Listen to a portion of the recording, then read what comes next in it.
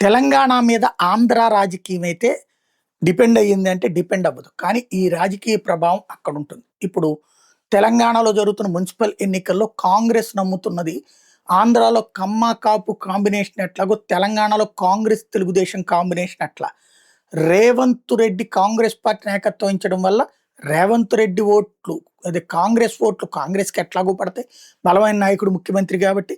అదే సందర్భంలో ఇంతకుముందు తెలుగుదేశం కార్యకర్తలు ఎవరైతే ఉన్నారో, లేదా తెలుగుదేశం అభిమానులు ఎవరైతే ఉన్నారో ఆళ్ళు బీఆర్ఎస్‌కి వెళ్లి ఓట్లేసినటువంటి వాళ్ళు వెనక్కొచ్చి ఆల్రెడీ మొన్న అసెంబ్లీ ఎన్నికల్లోనే కాంగ్రెస్‌కి ఓటేశారు. ఇప్పుడు కూడా వాళ్ళు ఓట్లేస్తారన్నటువంటిదే కాంగ్రెస్ పార్టీ నమ్ముతోంది. రేవంత్ రెడ్డి నమ్ముతూ ఉన్నారు. అదే సందర్భంలో పవన్ కళ్యాణ్ అక్కడ పోటీ చేస్తూ ఉండటం వల్ల ఆయన చేసే పోటీ వలన భారతీయ జనతా పార్టీ బలంగా ఉన్నటువంటి చోట్ల వాళ్ళు చీల్చే ఓట్లతో భారతీయ జనతా పార్టీకి ఇబ్బంది ఎదురవుతుంది అన్నటువంటి పాయింట్ రెండవ వైపున వీళ్ళు అంచనా వేస్తున్నారు. బీఆర్ఎస్ ఆ పాయింట్ని నమ్ముకుని ఉన్నటువంటి సిచ్యుయేషన్.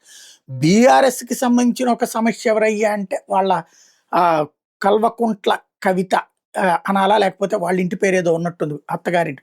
ఆ కవిత గారు తన తరపున అభ్యర్థులు పెట్టినటువంటి వేళ జాగృతి తరపున ఇండిపెండెంట్‌ల సపోర్ట్ చేస్తున్నటువంటి వేళ, లేదా బీఆర్ఎస్‌కి పోటీ పెడుతున్నటువంటి వేళ తను ఎవరిని గెలిపిస్తారు, ఎవరిని ఓడిస్తారు? బీఆర్ఎస్‌ని ఓడించడానికి కవిత, అదే సమయంలో భారతీయ జనతా పార్టీని ఓడించడానికి జనసేన, అలాగే కాంగ్రెస్ పార్టీని గెలిపించడానికి తెలుగుదేశం.